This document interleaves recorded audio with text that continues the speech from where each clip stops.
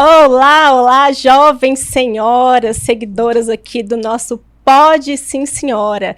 Hoje mais um episódio com uma convidada, gente, super especial e com informações importantíssimas para nós mulheres. Mas eu vou deixar a honra de apresentá-la para a nossa jovem senhora que hoje, que está aqui do meu lado, olha, já teve que consertar a coluna. Mas antes eu quero saber, você já está seguindo o Pode Sim Senhora no YouTube, no Instagram e no Spotify?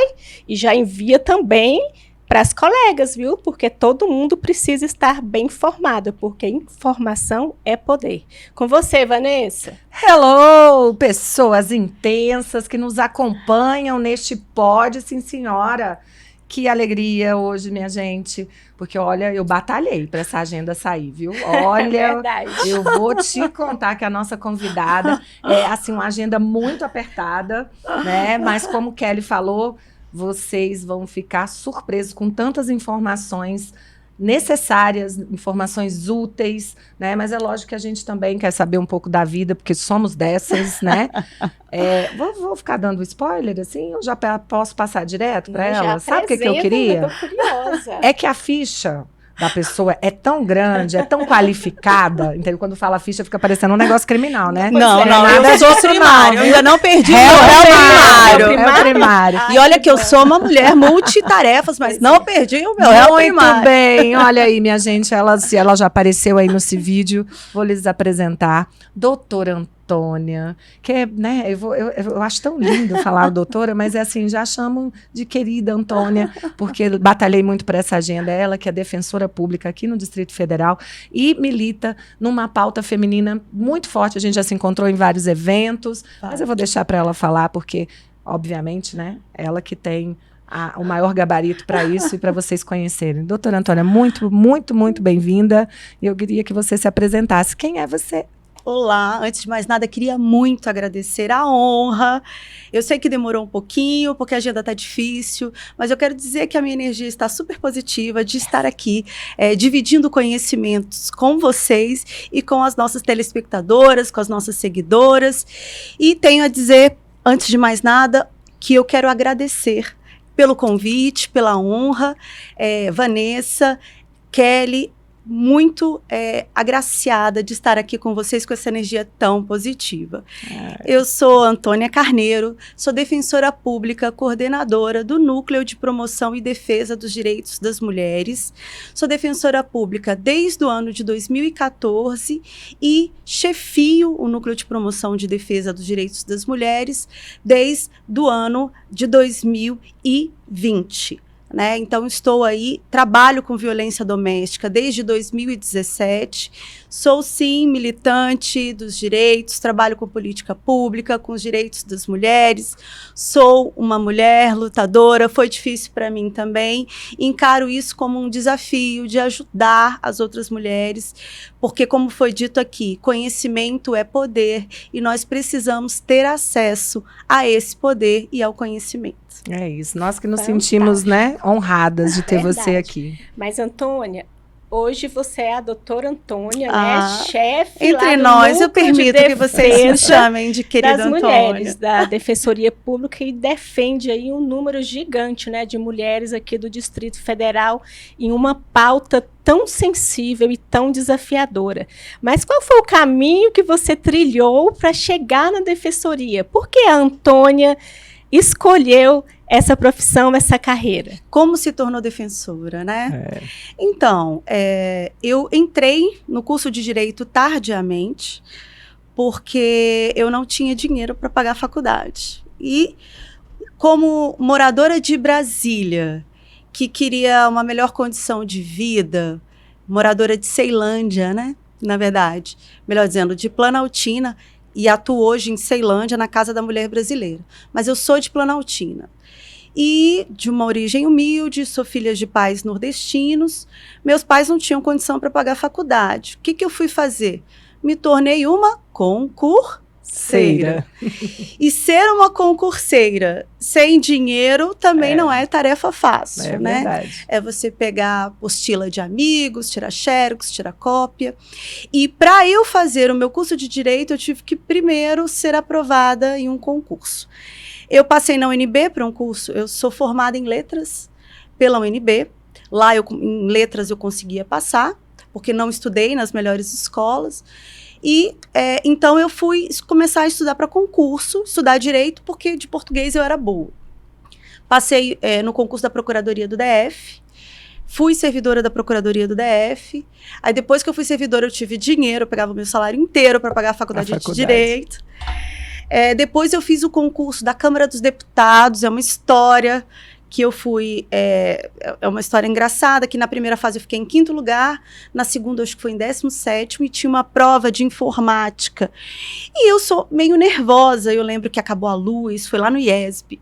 E aí, depois dessa prova de informática, eu fiquei em 132 no concurso. Meu Deus. Mas eu chorava feito uma criança. Eu chorava também, porque gente. tinha 30 vagas, eu pensei, não vão me chamar. Mas eu não falava, vão te chamar, mas também agora eu peguei abuso, vou voltar a estudar. E aí eu voltei de férias, um mês depois foi o concurso do TJ. Eu ia fazer para nível médio, já muito triste, porque eu estava do concurso do Legislativo, voltar para o TJ, ia fazer para o nível médio, e por um acaso fiz para nível superior, porque eu estava no 7º semestre do curso de Direito. Lembro que fiz prova de manhã e de tarde. E eu lembro até que depois de 10 horas de prova, né, porque você fez prova de manhã e de tarde, eu chegava em casa, chorava, depois que eu faço concurso eu choro, eu misto de cansaço, de alívio, né, enfim. E um tempo depois eu descobri, vi que eu saí, fui aprovada para nível médio, eu passei em 199, se não me engano, nunca fui chamada tão rápido, foi um concurso que foi chamada rápido. E aí 2 dias depois era o meu aniversário, lá na Procuradoria do DF que eu trabalhava. Toda arrumada, que eu ia sair com os amigos. E no dia do meu aniversário eu chego, e aí falaram, você viu que você foi aprovada para analista? Olha. Falei, mentira. Que presente, hein? Gente, olha que presente maravilhoso. Eu não ia fazer o concurso de analista. Fiz, porque todos os assessores formados em Direito iam fazer, eu ia fazer como teste. Contei um pouco com a sorte, né? E é o presente que a gente se dá, né? É o poder que a gente tem de ter acesso ao conhecimento, né? Por isso que às vezes não é bom esperar dos outros, esperar da gente. Eu estava ali no dia do meu aniversário, não sabia que o resultado ia sair aquele dia, e saiu, eu recebi de uma colega, não, você foi aprovada, eu lembro até hoje, 299, 294 de classificação. E aí, o que eu tive que acontecer? Eu tinha que formar em Direito. Porque eu tinha sido aprovada e eu tinha que ser formada em Direito. E aí, eu que não ganhava muito bem, eu tive que adiantar as disciplinas da faculdade. Adiantei as disciplinas da faculdade, formei um semestre antes. No final das contas, eu acho que nem teria sido necessário, mas quando eu me formei, pouco tempo depois, eu fui chamada para o concurso de analista. Deus me abençoou também. Lá, eu lembro que eu também concorri a uma especialização na Escola do Ministério Público, que o TJ pagava. Essa especialização era voltada só para quem trabalhava em gabinete de desembargador. Eu não trabalhava em gabinete de desembargador, mas tinha um sorteio de umas vagas remanescentes. Mas que nem eu digo, a gente tem que fazer a nossa oportunidade. Me inscrevi, fui sorteada. Aí fiz a escola do MP, fiz alguns outros concursos, fiz o concurso da AGU. Eu tinha vontade de fazer magistratura, MP ou defensoria, tanto faz. Eu tinha mais interesse na magistratura e na defensoria, porque eu trabalhava numa vara criminal lá em Sobradinho, eu era oficial de gabinete e trabalhava de vez em quando nas audiências, secretariando a audiência. E lá tinha uma defensora muito inteligente, muito despachada, muito sagaz. Eu falei, gente, que mulher inteligente, com umas perguntas bacanas. Eu falei, acho que eu quero ser igual a ela. Mas eu nunca tinha trabalhado na defensoria. E aí eu pensei, não, talvez eu faça a defensoria de um cargo meio, talvez eu tente a magistratura novamente. Tempos depois, surgiu o concurso da defensoria. Eu lembro até que aconteceu isso. Eu tinha 29 anos, porque fiz direito, né? Fiz letras, formei em direito, esperei. E aí, estava ali nos 2 anos, fui fazer o concurso da defensoria.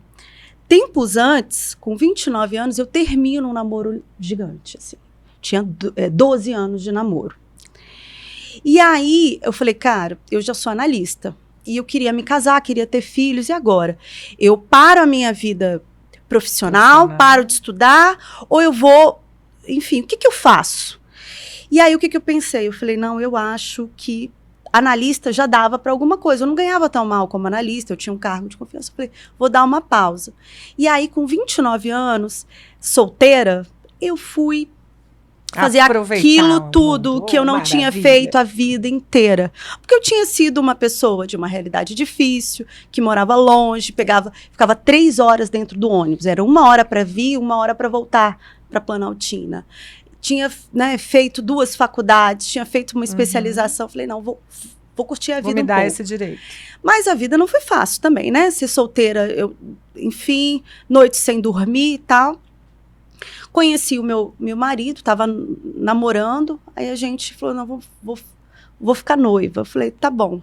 E saiu o concurso da defensoria. Mas mesmo que eu não tivesse com ele, eu tinha decidido que quando saísse o concurso da defensoria, eu ia fazer. Que eu ia fazer.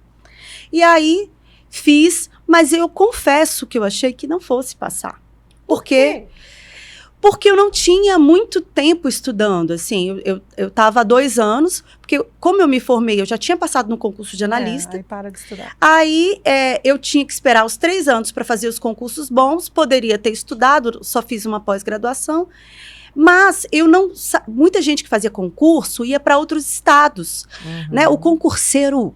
Aquele concurseiro raiz, forte, é aquele que vive com dificuldade, que às vezes pega uma passagem de ônibus para Goiânia, ou uma promoção barata de avião para São Paulo, e eu nunca tinha feito concurso fora. Falei, nossa, e assim, a defensoria tinha um salário, na época, como tem um salário muito próximo da magistratura e do MP, né? Falei, será que... Mas enfim, o que eu tinha decidido? Falei, não, eu vou fazer defensoria, depois vai sair MP, depois vai sair TJ, depois vai sair delegado. Depois de tudo isso, vai passar tanto tempo, eu vou ter estudado para todos eles, que eu passo no de delegado, que para mim, na minha cabeça, era mais fácil. Nem sei se era. Aconteceu que eu passei na primeira fase da defensoria, eu tinha feito a AGU, tinha passado na primeira fase, mas reprovei na segunda. E aí, enfim, eu fui para a segunda fase. Como eu tinha reprovado na segunda fase da AGU, que eu coloquei uma questão no lugar errado. Isso me abalou, porque foram por... Aconteceu isso comigo na prova da UAB. Acredita? Sabe o que aconteceu? Tipo, era a questão 3, aí eu coloquei a questão 4. Aí eu escrevi a questão toda. Quando eu acabei, eu vi que estava na questão no lugar errado. E aí, depois, eu repeti a questão no lugar correto, mas eu perdi aquela. E como eu fiquei fora por poucas posições, eu não me engano, mas eu acho que foi em torno de 4, 6 posições, aquela questão fez diferença para mim. E aí, aquilo, né? A gente cai e tem que levantar. E aí, eu caí, tive que levantar. Isso tudo aconteceu, eu estava, inclusive, solteira. Então, eu tinha terminado um relacionamento de 12 anos. Eu tinha que me reerguer para continuar desenvolvendo as minhas estratégias dos meus sonhos. E aí, quando eu passei na primeira fase da defensoria, eu lembro que eu estava, acho que em 55. Mas, aí ia para a segunda fase. Eu falei, não, agora eu vou levar a sério. A primeira coisa que eu fiz foi, quando eu fiz fazer a prova, eu conferia página por página, virar. Eu lembro que sabe, peraí, deixa eu ver se não tem uma página grudando na outra. E aí fiz tudo direitinho, um por um. E eu escrevia bem, eu estava mais confiante, né? Tem também quando o concurso é para você. Eu só sei que eu tirei a maior nota da prova de penal. E no somatório da prova discursiva eu fiquei em 2º lugar. E de 55 eu passei para 5º lugar, né? E assim eu entrei na defensoria. E o que aconteceu? A defensoria, depois que você entra, ela vira uma paixão. Ou um ódio, mas na maioria das vezes uma paixão. Por quê? Porque eu, com a minha trajetória de vida, vindo né, de uma origem humilde, tá ali, ajudando pessoas que precisam de mim, pessoas hipossuficientes, pessoas esquecidas, pessoas que muitas vezes estão sem voz, vulneráveis, com seus direitos violados, que estão ali precisando de mim, que vem em mim a última esperança. Então, na defensoria eu encontrei o meu lugar, especialmente na defesa dos direitos das mulheres. Ela fala e a gente se emociona, né? E a gente se conecta, né, Caramba, amiga? é possível sonhar, né? Não interessa a situação que a gente está, por pior que seja, a gente não pode desistir dos nossos sonhos, né, Antônia? E tem percalços, né? Oh. Parece assim, nossa, a vida dela foi tranquila a vida toda. De Não- jeito nenhum, né? É que a gente Beleza. nunca vê bastidor, né? As pessoas só sei. veem o palco, né? Então... E quando diz que, né, nossa, ela tem sorte, né? Não é, né? A gente? sorte nos persegue nas madrugadas que a gente estuda, né? O dia inteiro trabalhando, cuidando de filho. eu Quem acho tem, que- olha, é eu muita acho que sorte. o que ela falou conecta muitas pessoas que vão nos ouvir aí, os concurseiros que a gente brinca aqui, concurseiro de plantão, a gente brinca, mas é uma vida muito sofrida mesmo. Sim. A concorrência desses concursos é muito alta, você tem que abdicar de muitas coisas. Eu vejo muitas mulheres também que não tiveram oportunidade de estudo no início ali, e aí depois já constituem as famílias, e aí estão lidando, né, de cuidar dos filhos, da casa, e ainda estudar, e muitos maridos ainda falam, né, não faz nada, só está Não. estudando. É. Só está estudando e cuida Exatamente. das crianças. Eu que trabalho, eu que trago Eu dinheiro. ia até falar sobre esse assunto, Fala, que, mulher. que é a invisibilidade Oh, Exato. do trabalho, do cuidado. é né? isso. O capital Pense- invisível, isso. né? Que fica muitas vezes numa sociedade machista, né? Que tem uma desigualdade estrutural de gênero, Uhum. em que, pelos padrões da sociedade, para a mulher fica o dever de cuidar do outro, né? Ao passo que para o homem fica o dever de cuidar só de si mesmo. Só de si. E olha lá. E olha lá. Vendo, Se ele tá com uma mulher, talvez ele quer que ela ainda cuide dele, Exato. né? Ah, mas é fato isso, né? Eu fiz até, agora lembrei, eu fiz até um Reels ontem aí a respeito disso, né? Se você não tá seguindo a gente lá, já aproveita e segue o Van Ponce Jurídico, o Assunção Kelly, não é isso? Exatamente. Doutora Antônia tem também um arroba. Defensora __ Antônia. Por favor, já siga os perfis lá, porque tem muito conteúdo. E o que eu estava me referindo era isso. Foi até uma brincadeirinha, né? Aí, assim, eu chorando com os meus problemas, eu querendo um companheiro para me ajudar. Eu lembrando que eu já fui casada com um companheiro, ele era totalmente passivo e eu precisava Cuidar resolver dele dele também. É mais um também, pra né? cuidar. Era mais um. Não. Então, é exatamente assim. E hoje a gente ainda tem que cuidar da gente, dos filhos e do idoso da nossa família, o nosso pai, a nossa mãe, que está envelhecendo também, e o cuidado vem para quem? Para a filha mulher, para a mulher da família. É como se fosse obrigação, né? Da filha mulher. Social da filha mulher. Teve até um Globo Repórter, não sei se passou, vocês se recordam. Tantas histórias, é claro que também tinha histórias de vários homens cuidadores e assim fantásticos, mas a maioria são mulheres que deixaram emprego, deixaram sonhos, deixaram tudo para cuidar. E quem cuida delas? Então, o seu trabalho também tem muito disso, Inclusive, né? Você no ajuda. evento da Defensoria Pública, a gente chamou para palestrar uma dessas pessoas, porque tem um grupo aqui de Brasília que passou nesse programa, que vai falar, cuidar de quem cuida. É um grupo de pessoas que buscam se cuidar, porque todas elas são nessa cuidadoras de situação. outras pessoas. E a gente trouxe essa pessoa para palestrar. Que Num legal. vídeo extremamente emocionante de se preocupar com a saúde mental de quem cuida do outro. E que é muito importante, né? O índice de mães que cuidam dos seus idosos, mãe solo, né? Que a gente fala, que no meu caso. Você, E que, né, amiga? eu, né? A da geração sanduíche aí, que cuida dos pais idosos, que cuida dos avós, que cuida, né? E quem cuida da gente, né? A gente fez até uma live umas semanas atrás aí a respeito disso. Quem cuida de quem cuida?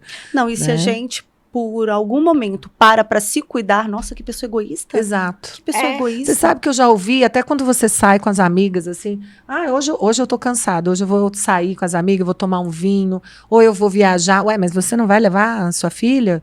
Não, gente, eu não vou, eu quero descansar, sabe? Parece assim, é um apêndice, né? O filho vira um apêndice nosso, e tudo bem, a gente ama, a gente cria, a gente defende, a gente quer, mas a gente também precisa desse cuidado conosco, porque ninguém está cuidando da gente. E né? quando a gente está melhor, a gente está melhor até para cuidar do outro. Exato. Né? Eu fiz uma reunião lá na PAI com as famílias na semana de 2 de abril, que foi o dia da conscientização da pessoa autista, né? Então a gente levou várias mulheres, né, mães, e é incrível também como as mães, elas se sentem culpadas até em determinados momentos, como se estivessem cuidando pouco. Isso. Por não conseguir determinado direito, por não conseguir acessar determinada terapia para o filho. As mães se sentem tristes e culpadas porque elas acham que deveriam fazer mais. Mas é porque nós vivemos em uma sociedade que culpabiliza muito a mulher, Muito, né? muito. Culpabiliza a mulher se o relacionamento não der certo, né? Se o homem é, enfim, aquele homem infiel, que é egoísta, trabalha, muitos até não trabalham ou ganha menos, e não interessa se ganha mais ou se ganha menos, essa não é a informação relevante, mas quantas vezes os homens, às vezes, pegam o seu salário, gastam no bar, gastam na bebida, compram um carro novo, e você que pega o seu salário e coloca na casa, e diante desse contexto, e se separa, a culpa é dela, ela não é uma boa esposa, né? A própria Valesca Zanello fala disso, né? Exato. Que a mulher, ela só performa ser uma boa mulher na sua feminilidade se ela é bem-sucedida num casamento. Né? Se ela é bem-sucedida como mãe, né? E se tem um problema no filho, o problema não é do filho. Né? Às vezes a gente até tem que criar os nossos filhos a serem independentes e terem uma postura com os nossos maridos, namorados, companheiros, ficantes, de uma postura independente. Eu lembro que eu estava conversando com uma amiga, ela disse assim, eu acho que eu sou machista. Ela, por quê? Porque eu quero um homem que trabalhe, que pague pelo menos as suas contas, um homem que se vira. Eu falei assim, nossa, você é machista só porque você quer um homem funcional? Você é machista só porque você quer um homem funcional, né? Que vive numa sociedade que consegue se virar sozinho nessa sociedade, consegue se sustentar, consegue se reerguer. Ele é só um homem funcional. Exato. Né? E eu assisti a palestra da Zanello no evento do CEUB, e eu achei interessante, que foi um evento que vocês promoveram da Defensoria, né? Eu e a Vanessa participamos. Obrigada por ter prestigiado o nosso evento. Foi excelente. Foi excelente. E ela falou da prateleira do amor, né? Que a gente, como mulher, a gente vive exposta. A gente não percebe que nós estamos numa prateleira. E por mais alto que a gente esteja nessa prateleira, ou seja, estamos sendo escolhidas mais rápido, temos maior visibilidade, por ser mulher branca ou loira ou com padrão social alto, um bom emprego, nós não deixamos de estar naquela prateleira sendo escolhidas. Então eu achei assim... Eu fiquei com aquilo na cabeça refletindo muitos dias. E refletindo, será que, primeiro, isso nos coloca numa posição de competitividade com as outras mulheres, que não é legal. Exatamente. E é por isso que esse podcast é importante, porque nós mulheres, a gente precisa se unir, a gente precisa ter empatia com as outras mulheres. A nossa relação com a outra não tem que ser de julgamento, de culpabilização, de competição. Né? Porque se eles se unem, por que a gente não pode se unir? Sim, né? exato. Isso não significa que nós estamos numa competição com os homens, não. A gente quer viver bem, quer viver feliz. Né? Isso que foi dito em relação das mães é muito interessante. Eu falo muito nas minhas palestras daquele exemplo da mãe que acabou de ter um filho e aí depois de alguns meses ela marca na sexta-feira de sair para jantar ou para comer uma coisinha com o marido. Detalhe, o marido toda sexta-feira saía para ver os amigos. E ela lá em casa, cuidando. Vocês que são mães já sabem a dificuldade que é recém-nascido. Você passa dias sem sair de casa, sem ver pessoas. Então, e sair para uma sexta-feira significa arrumar a mala, deixar o leite, ver quem vai cuidar, pensar em todas as possibilidades de imprevisto. E aí você sai. De repente, quando você sai, tá ali numa lanchonete com seu marido, que toda sexta-feira vai para a mesma lanchonete ali, você já se sentindo meio incomodada, porque gera um pouco de culpa, senta a primeira pessoa. Oi, tudo bem, mas você não acabou de ter filho? Cadê? Você Com quem largou ficou? o seu filho aqui? E assim, um isso é dito julgamento para a muito, mulher, e pro homem não é nunca. dito para o homem, e ele tá ali, muitas É. vezes toda sexta-feira frequentando aquele bar, fazendo o Sim, mesmo lanche naquele sim. bar. Então essa questão do julgamento, da empatia, E é né? o que a gente fala, isso também é uma questão de você olhar sob a perspectiva do gênero, né? Que você estava colocando ali na sua fala ali inicial, e assim, muitas vezes as pessoas não sabem ou até perguntam o que é essa questão, perspectiva de gênero, julgamento sobre perspectiva de gênero, né? E muito se fala, pouco se explica e muito menos ainda se entende do que efetivamente é, que é justamente a gente considerar essas desigualdades, né? Esses estereótipos, para que a gente possa efetivamente ali administrar da melhor forma essas diferenças que são latentes, que impactam nas nossas rotinas, né, enquanto mulheres, mas que não são vistas dessa forma, né, e tratadas pela sociedade dessa forma. E aí eu lembro agora, para te pedir também uma opinião acerca do CNJ lançou o protocolo de julgamento sob perspectiva de gênero, que estabeleceu, primeiro ele não era obrigatório, agora ele já é obrigatório. Então, segundo esse protocolo, a magistratura, a defensoria, né, nós até enquanto advogados também trabalhamos com isso, trabalho no meu escritório com a questão do protocolo, e eu queria saber como que é lá na defensoria, como que foi recebida essa questão do protocolo, vindo de uma pessoa, né, que efetivamente trabalha e a gente vê que lida e passa por essas desigualdades também, como você passou, né? O protocolo com perspectiva de gênero, ele é visto para todas as estudiosas de gênero, dos direitos das mulheres, como um mecanismo que representou um avanço, seja das discussões e seja da introdução da sensibilidade em relação às diferenças de gênero na sociedade e de como isso pode ser transportado para o processo. O protocolo é de 2021, é do CNJ, e o CNJ, vale lembrar, não é composto apenas pelo Poder Judiciário, e esse protocolo foi objeto de discussão, seja pelos sujeitos ali envolvidos no sistema de justiça, inclusive a própria Defensoria Pública, e também pela academia, né? Então, é um documento democrático, em que foram ouvidas várias autoridades e que é inovador do ponto de vista dos diplomas internos, mas embora muitas das normativas já estavam em diplomas internacionais. Tem uma perspectiva que é trazida lá no início do protocolo com perspectiva de gênero em relação ao julgamento, que eles falam da diferença entre neutralidade e imparcialidade do juiz. Nós sabemos, isso está até no Código de Processo Civil, no Código de Processo Penal, que o juiz tem que ser imparcial. Mas isso não se confunde com neutralidade. Por quê? Porque é o seguinte, e a proposta teórica do protocolo é muito interessante, porque tem fundamento. Ela fala o seguinte, que o direito, que também emerge da estrutura social, o direito também é um produto da sociedade. Ele é criado, ele é interpretado e ele é aplicado a partir das estruturas da sociedade. Sim. E se a nossa sociedade, ela é machista, né?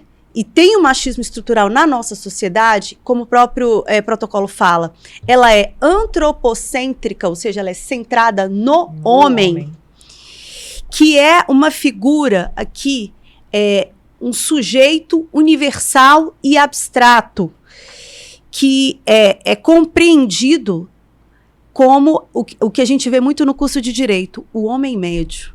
Né? Nossa, de acordo, a gente vai pensar num crime, não, mas um homem médio não deve fazer isso. Mas por que tem que ser o homem? Se a maioria de nós somos mulheres. E a maioria do país. A maioria do país é mulher, a maioria do Distrito Federal é mulher. Né? Por que tem que ser o homem médio? E por que tem que ser médio? Nós somos tão diferentes. Nós, né, somos negras, brancas, indígenas, pessoas com deficiências, pessoas trans, né? Então, e o que ele parte, então, dessa premissa? Considerando que a nossa sociedade tem desigualdades de gênero, Se eu ignoro essa desigualdade que está lá fora e trato todo mundo igual, dentro do processo, eu estou perpetuando uma desigualdade lá fora e estou trazendo para dentro deste processo. É isso.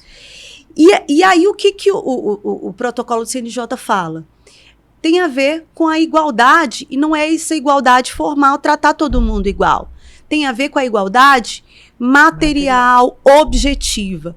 É o que foi dito lá por Aristóteles na Antiguidade, depois por Rui Barbosa. Tratar os iguais, iguais. Vocês são iguais? Ok, eu vou te tratar igual. Mas os desiguais na medida da sua desigualdade. É muito bom isso, né?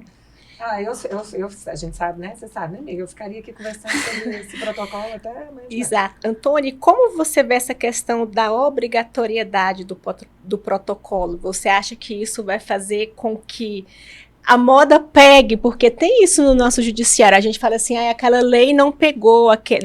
Você acha que esse protocolo, mesmo ele sendo agora já obrigatório, você acha que já está acontecendo? Você já tem visto decisões aplicando? Eu já vi algumas, Sim. mas ainda acho pouco. Bem precário, Não, né? essa obrigatoriedade, ela é uma obrigatoriedade, assim, relativa, né? Ela foi publicada, não é que nem uma súmula vinculante, Sim, né? sim. Uma súmula vinculante que, se você não obedecer, a gente pode entrar com um remédio constitucional que, inclusive, pode levar para o STF e que você realmente vincula, não Seria uma obrigatoriedade social? É uma obrigatoriedade no sentido, assim, né? É uma recomendação que vem do STJ, que se aplica aos órgãos, que foi publicada, que tem, né?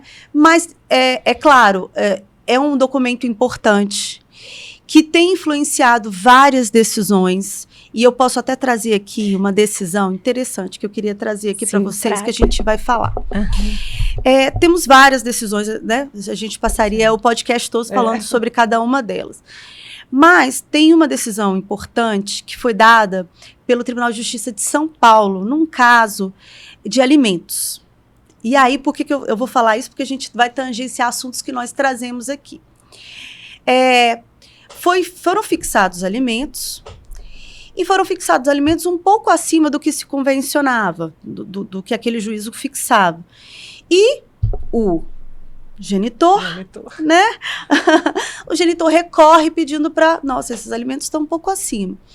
E aí, essa decisão... Assim, o Tribunal de Justiça de São Paulo utiliza de vários argumentos dessa perspectiva do protocolo de gênero. O Tribunal de Justiça, ele fala, por exemplo, da invisibilidade do trabalho de cuidado. Ele vai dizer, olha, essa mulher está cuidando sozinha dele. E esse trabalho é invisível para a sociedade, mas nós precisamos reconhecer que isso deve ser remunerado, porque ela está cuidando sozinha dele. Né?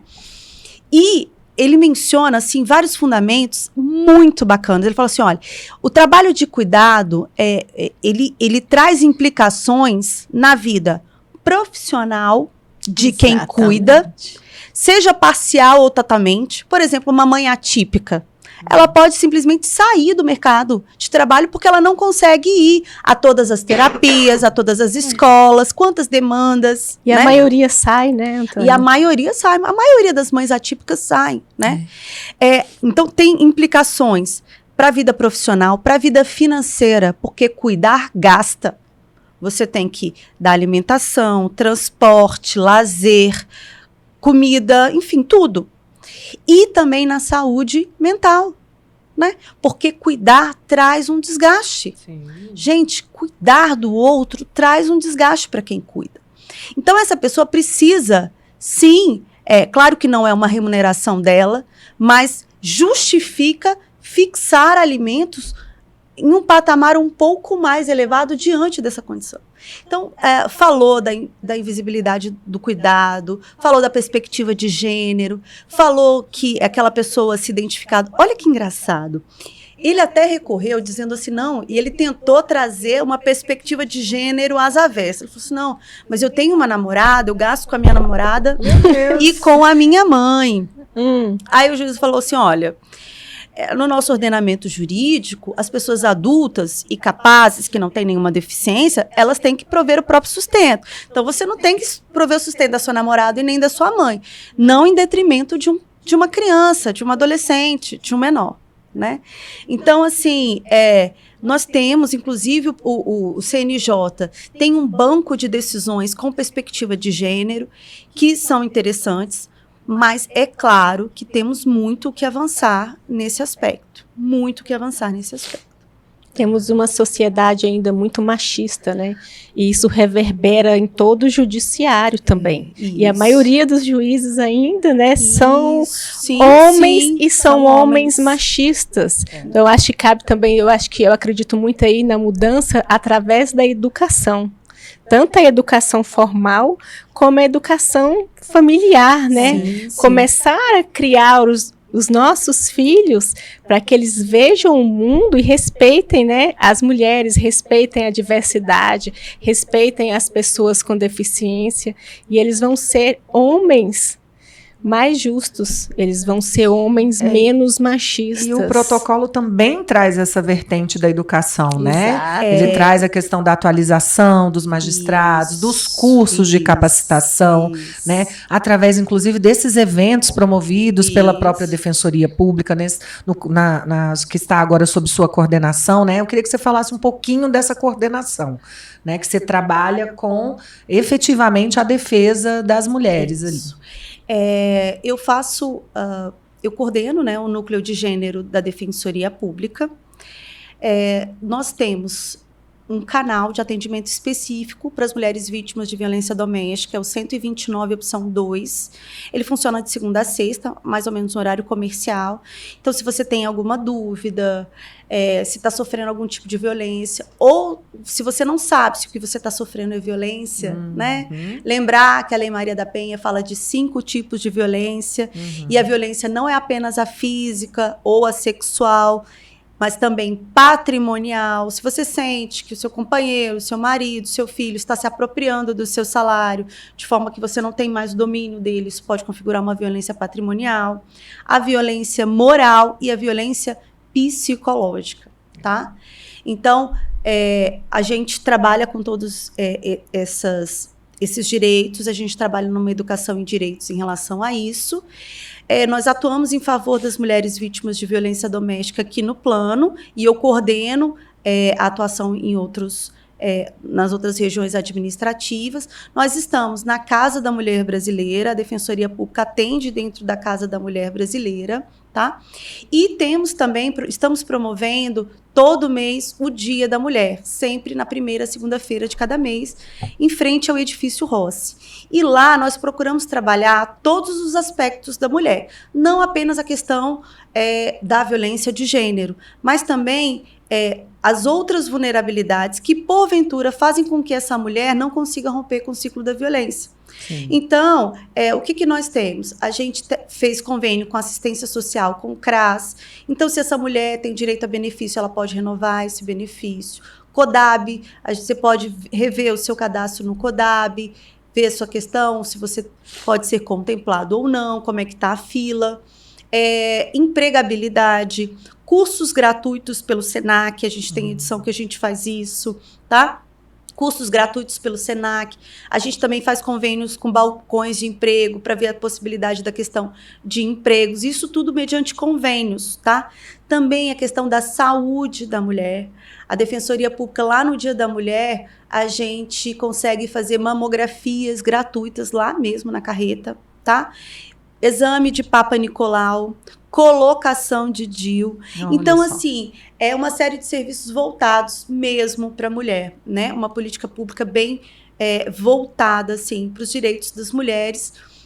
Nós também integramos na perspectiva da prevenção. Maria da Penha vai à escola, então eu também palestro em escolas, e a própria Defensoria hoje também adquiriu uma nova carreta que vai fazer trabalho de educação em direito nas escolas. Nossa, que bacana. E eu tenho duas dúvidas, na verdade.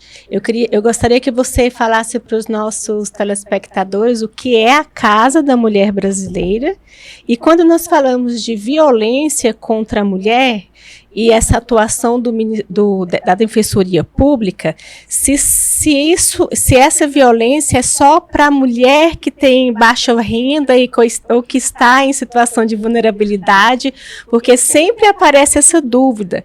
A gente fala, não, denuncia violência contra a mulher. Não, mas eu não posso ir na Defensoria Pública, porque eu recebo mais que tantos X salários.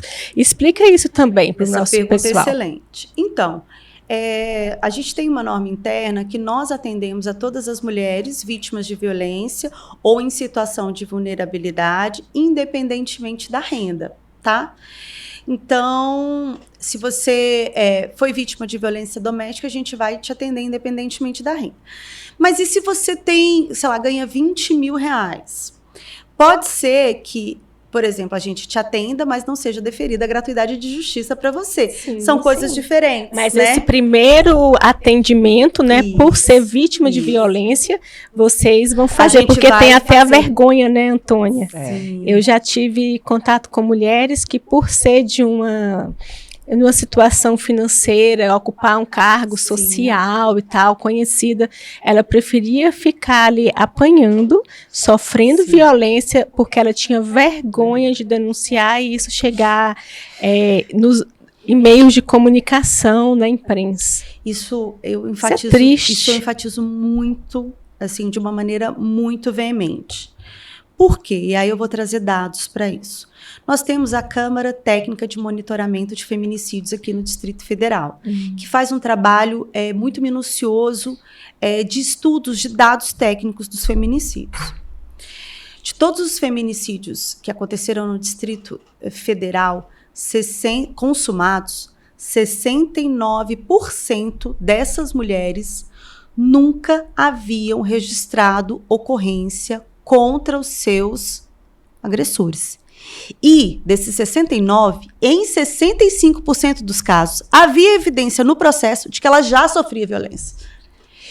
Então, olha a importância desse programa, a importância de falar de prevenção, a importância de procurar ajuda, a importância de denunciar os primeiros sinais de violência. E aqui eu preciso falar duas coisas, né?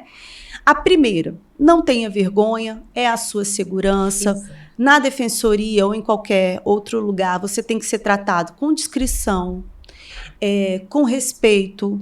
Inclusive, faz parte do protocolo com perspectiva de gênero, que você não seja revitimizada, que você não seja humilhada, que você não seja culpabilizada, que ninguém te diga que você sofreu violência sexual porque você está de saia curta. Isso viola o protocolo com perspectiva de gênero e, a depender do caso, pode configurar violência institucional. A violência institucional hoje é um crime que foi inserido na lei de abuso de autoridade. Então, se alguém te faz perguntas desnecessárias, insistentes, constrangedoras, humilhantes, isso pode configurar violência institucional. Então, isso não significa que não aconteça. Infelizmente, em delegacias acontece.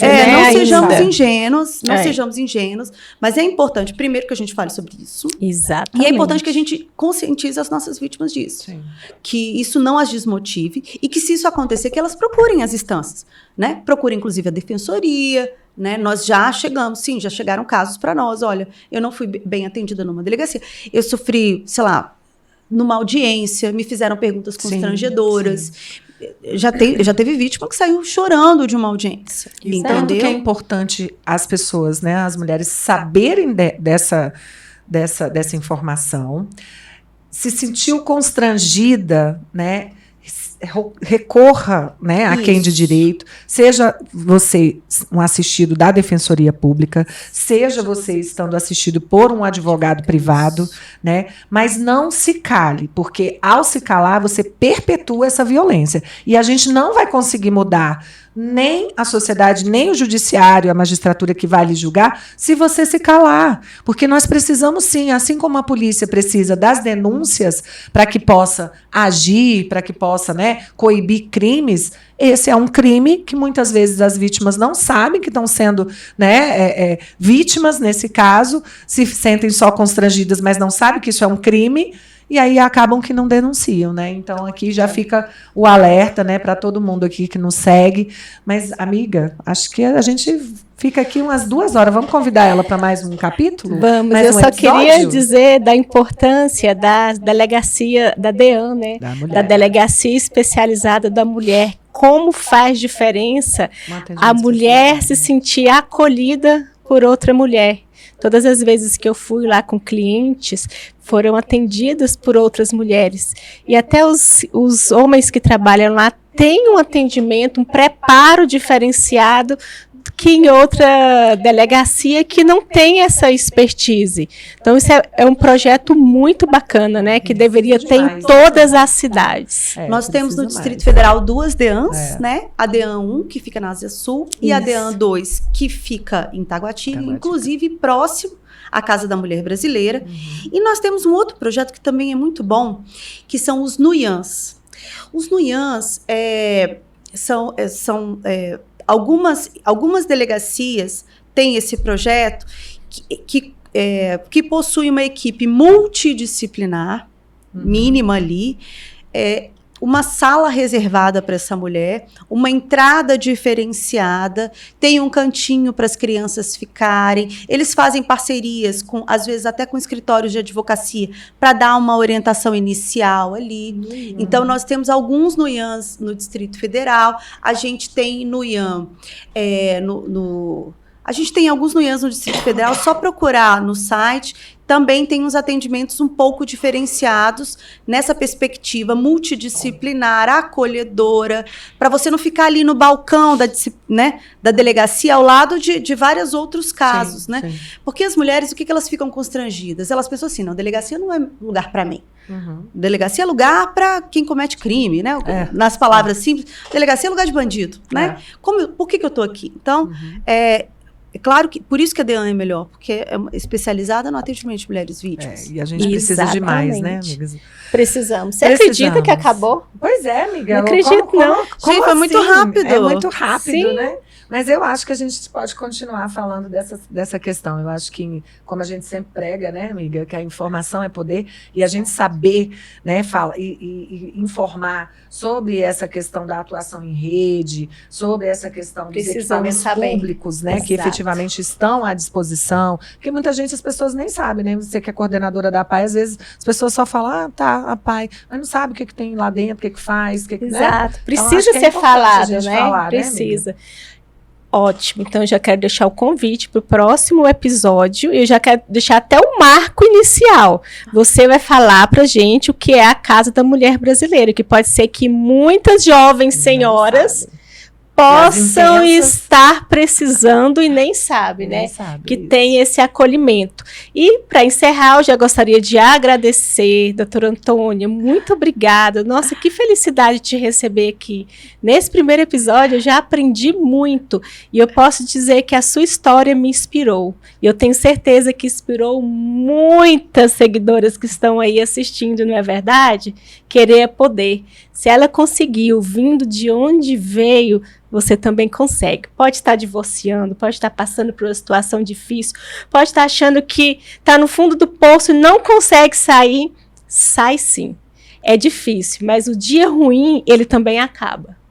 Pode ter certeza disso, né? É isso aí, meu amor. Se você tá no fundo do poço, não tem mais pra onde ir. É só olhar pra cima. Agora você bate só o pé no chão e bate o pé aqui que sobe. Vamos nessa, tamo nessa. Um beijo para vocês. A gente se vê no próximo capítulo. Próximo capítulo é ótimo. Eu já tô tipo numa novela, né? Novela de Manuel Carlos. Vamos, Manuel Carlos. Casos de família. E você agora, mulher, vai saber no próximo episódio sobre aonde ir, o como recorrer, o que tem disponível de aparato público, o que você ainda pode fazer. E nós vamos trazer todas essas orientações no próximo episódio. Fica aí. Tchau, tchau. Tchau, tchau.